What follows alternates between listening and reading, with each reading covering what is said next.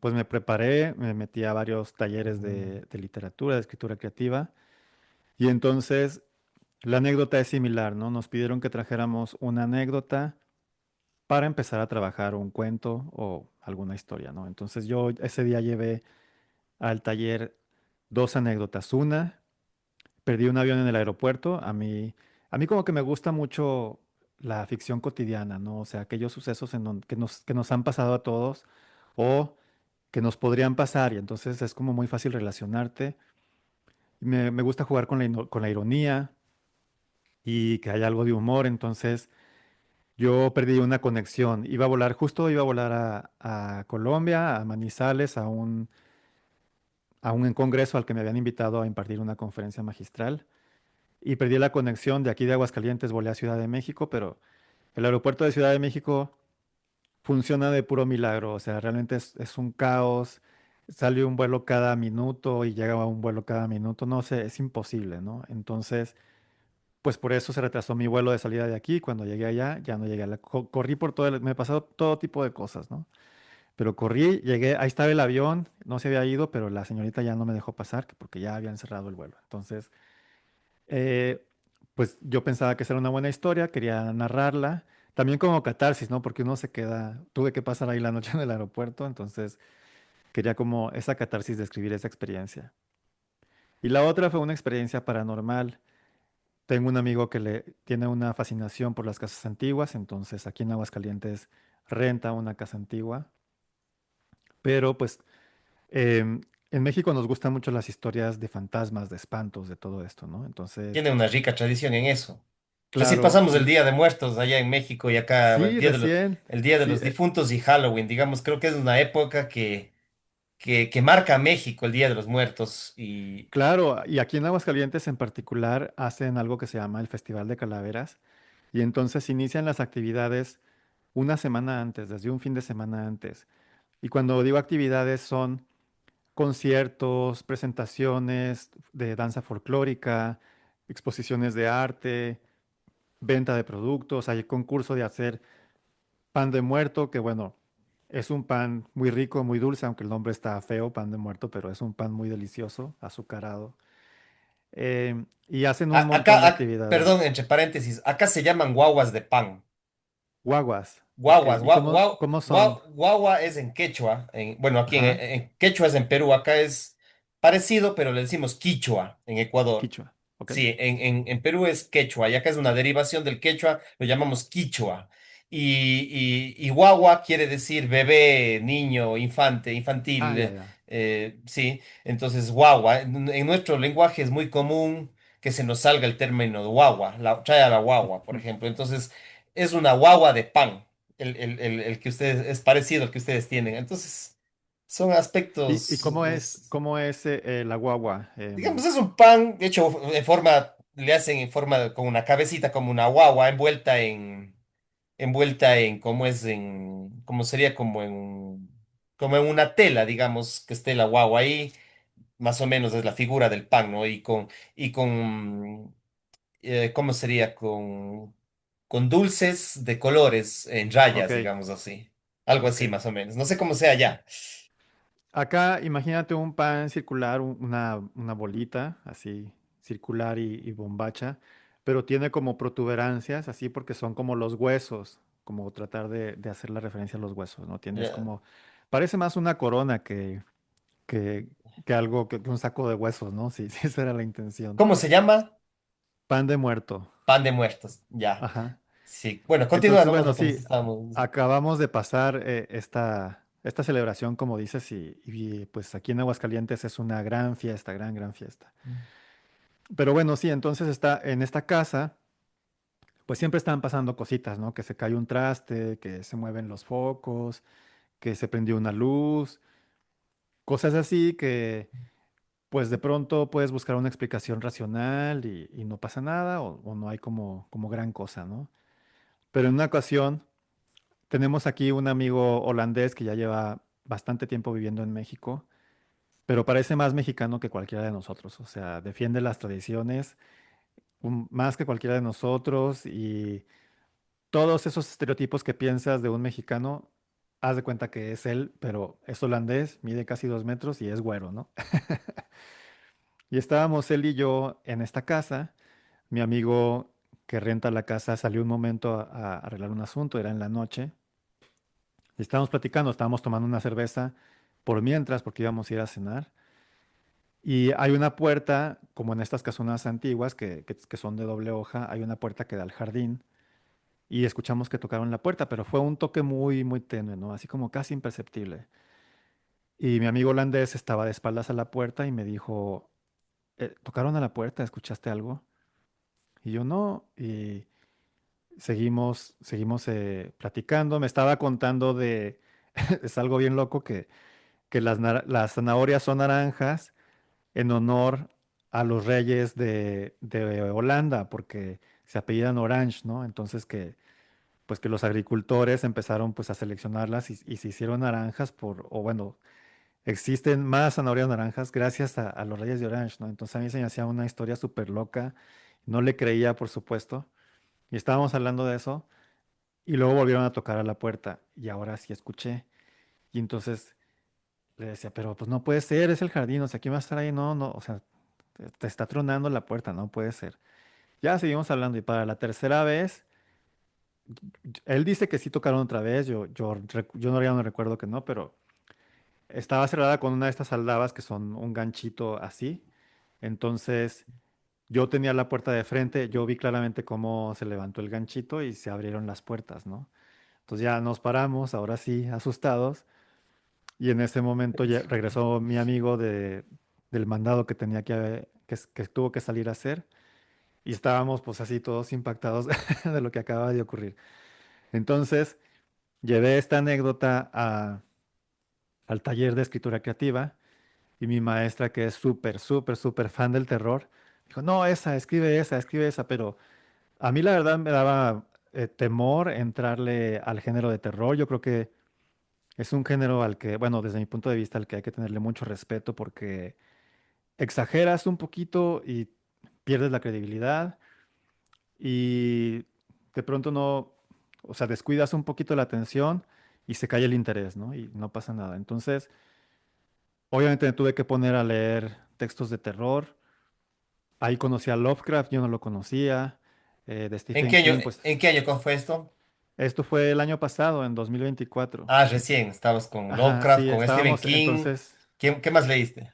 Lovecraft, Stephen King, y descubrí dos autoras mexicanas que me parecieron fascinantes, ¿no? Que es Guadalupe Dueñas, de la primera mitad del siglo XX, pero, o sea, me pareció impactante la capacidad que tiene para utilizar el lenguaje de una forma, se me hizo impresionante, la verdad, sobre todo siendo mujer, o sea, porque las mujeres pues no tenían acceso a educación como ahora, eh, y teniendo esa capacidad, ¿no? Y entonces pudiendo haber escrito, y luego imagínate una mujer, o sea, en la primera mitad del siglo XX, que escribe terror, eso pues era una cosa rarísima, ¿no? Entonces me encantó su forma de escribir, y Amparo Dávila también, las leía ellas dos.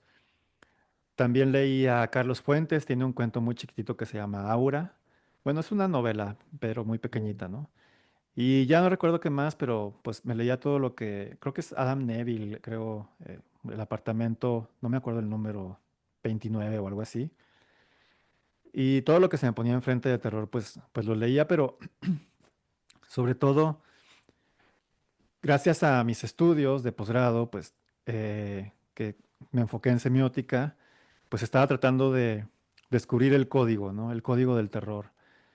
Y encontré cosas muy interesantes. Aprendí mucho, la verdad. El escribir terror me hizo, pienso yo, convertirme en un mejor escritor, sin duda. Porque creo que hay algo de lo que no se habla mucho en los talleres de escritura y es del ritmo. El ritmo es muy importante en el terror y yo creo que en cualquier obra literaria, pero el ritmo hay que ir dosificando la información para tener al lector atento, subir la atención un momento y luego bajarle. Tiene que haber un ritmo, ¿no? No puede ir increciendo todo el tiempo, todo el tiempo, todo el tiempo, ni puedes estar todo el tiempo abajo. Entonces hay que ir de pronto. sin que se dé cuenta que ya está envuelto en tu historia y que no quiera seguir leyendo, no quiera salir de ella, ¿no? Y que la vaya leyendo con intriga y yo no sé si, yo no estaba seguro de poder lograr atemorizar al lector, pero dije, sí puedo inquietarlo, ¿no? Y entonces está escrito con esa intención, o sea, que te sientas inquieto. Y creo que se Es, logra. He escuchado muy buenos comentarios de este libro. Se llama La astilla en el ojo. eso te iba a decir, que se llama ¿cómo se llamaba? La astilla en el ojo, ¿no? Este es del La astilla en el ojo. 2000, 24. publicado en 2024.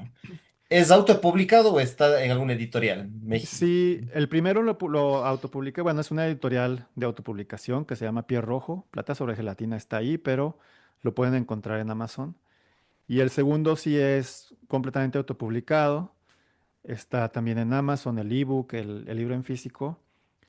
Y, o sea, digo 2024, pero en realidad, pues como lo escribí, empezamos el taller en 2024 en enero, lo publiqué en noviembre, ¿no? O sea, para el Día de Muertos justo lo quería tener listo y entonces lo saqué por estas fechas el año pasado. Entonces, en realidad, pues es casi 2025, ¿no? Es nomás un mes de 2024 que estuvo ahí.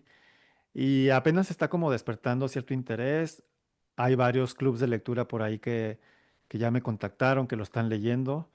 Lo puse gratuito una semana y se descargó como 50 veces, entonces ahí va poco a poquito. He leído como aparte de esto, ¿no? O sea, los fans del terror son muy fans, ¿no? O sea, son así, lo consumen y han leído como cosas súper oscuras y cosas, Cuasi religiosos, sí, más o menos. ¿No? muy, sí, casi, casi, es un Te co- fanatismo así, sí, es te un comento, culto, ¿no? exacto, porque te comento que me interesa México. Bueno, de México he entrevistado a una chica que vive, creo que en Israel, es de raíces judías, entonces, pero es mexicana, creció en México y de ahí se fue a Israel.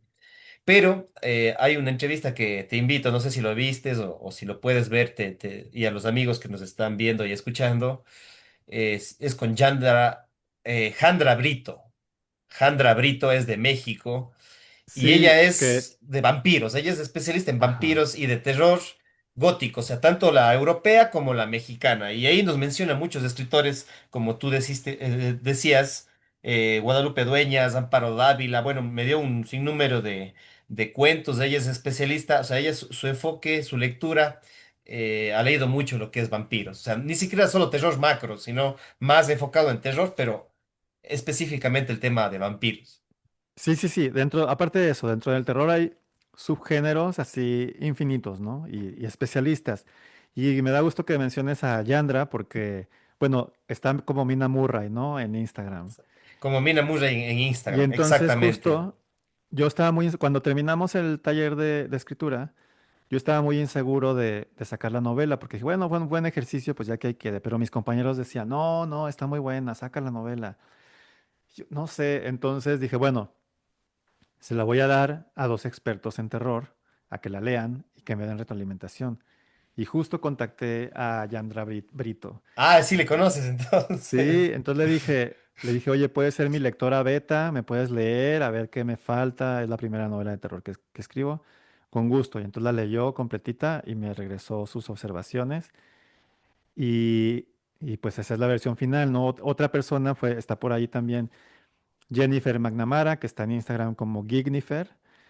Y a ella también le di el texto y también me regresó sus observaciones, ¿no? Y muy puntuales y muy buenas. Y esta es una recomendación que yo hago a todos los escritores. Yo sé que da miedo, ¿no? No nos gusta que nos critiquen el trabajo, pero, hey, aquí hay un experto que ha leído 800 veces más que tú del género. Préstale tu texto y vas a ver cómo mejora, ¿no? Entonces, lo presté a ellas dos, me lo regresaron, lo corregí y ahí está la versión final, ¿no? Sí. Excelente, chévere. Sí, sí, les recomiendo que vean a Mina Murray, que está en Instagram, es Yandra Brito, está en Tabú Podcast, la entrevista con ella, ¿no? Ahora algunas partes de nuestras entrevistas también lo colocamos en TikTok.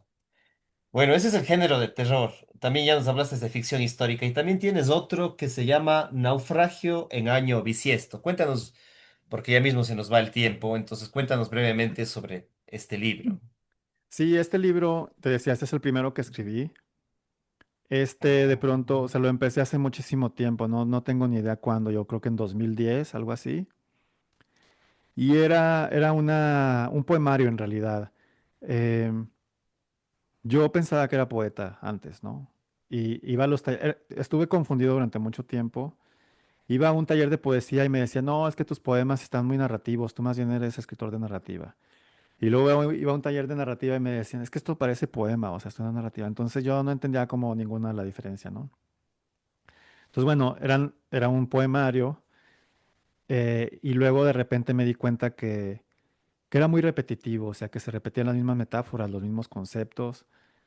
Y dije, bueno, ¿y si fuera una novela epistolar, qué tal si fueran cartas y a través de las cartas se va contando, o sea, que un personaje, la historia es, hay un rompimiento, como los que existen todos los días entre una pareja, y entonces uno de ellos se queda un poco con muchas cosas que decir y le está escribiendo cartas todo el tiempo a la otra persona, ¿no? Entonces, esa era la novela epistolar y así fue, así la trabajé durante otros 5 años y ahí quedó. Y ahora que regresé a las clases de escritura creativa y a todo esto, fue una de las cosas que les presté a mis maestros. Y me dijeron, está bien, pero falta la contraparte de qué pasó con ella, ¿no? Él es el que escribe las cartas. Y entonces, ¿qué pasó con ella? O sea, nomás tenemos una versión de la historia, entonces cuenta la otra. Entonces, es una combinación. Están las cartas que él escribe a ella, dolido porque la extraña y cuenta como su vivencia. Y está escrito en tercera persona, pues la historia de cómo se conocieron y qué fue lo que pasaron, ¿no? Entonces va combinado cada capítulo con una carta. Obviamente la carta inicia tiempo después cuando ya tronaron y la narración empieza pues cuando están juntos, ¿no?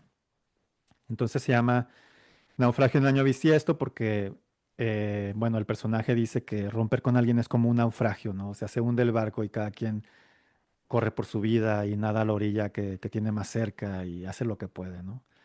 Te digo, lo escribí hace mucho tiempo y lo estaba mandando a editoriales a ver si alguna editorial se interesaba. Lo intenté pues un año completo, yo creo.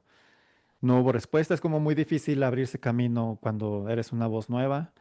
Em, y entonces empecé a buscar editoriales independientes y esta editorial La Tinta del Silencio se interesó y me gustó porque es una editorial independiente y saca cosas muy experimentales y creo que la estructura de la novela pues se prestaba como para cómo trabajan en esta editorial, ¿no? Me parece que hacen un gran trabajo, participan en un montón de ferias del libro, llevan sus libros a universidades, tienen micronovela y tienen novelas un poco más grandes. Creo que la mía es la más larga que han publicado. Ellos también están como apostando por mi trabajo. Es una coedición en realidad, pero con posibilidades de ya hacer edición de ellos, ¿no? Si se agota esta primer tirada de 300 ejemplares, pues bueno, entonces ya pasaríamos a otra modalidad. Em, y acaba de salir, o sea, acabo de estar hace 15 días en Ciudad de México, apenas en la Feria del Libro del Zócalo de la Ciudad de México, en la primera firma de libros, ¿no? Entonces, esta sí está recién estrenada. Es una novela, yo diría, contemporánea, como intimista, o sea, nos enteramos realmente de lo que los personajes están sintiendo en cada momento cuando se conocen, cuando se enojan, cuando rompen. La historia es, rompen, ¿no? Y entonces él está, escribe y escribe y escribe y escribe. Y luego ella se vuelve una bailarina de danza contemporánea internacional. Y en ese inter decide regresar con él. Pero, pues él tiene una noción idealizada de lo que era ella y cuando la tiene otra vez ahí, se da cuenta que no es la misma persona la que él recuerda. Y pues ya no sabe qué hacer, seguir con ella, no seguir, y digamos que pues ahí ese es el conflicto que se desenvuelve a lo largo de la novela, ¿no? Chévere, chévere, León, muchísimas gracias por comentarnos lo que estás publicando en los proyectos en los cuales estás. Se nos quedó corto los 35 minutos. Más bien dejar las puertas abiertas para que participes. Está abierto el podcast.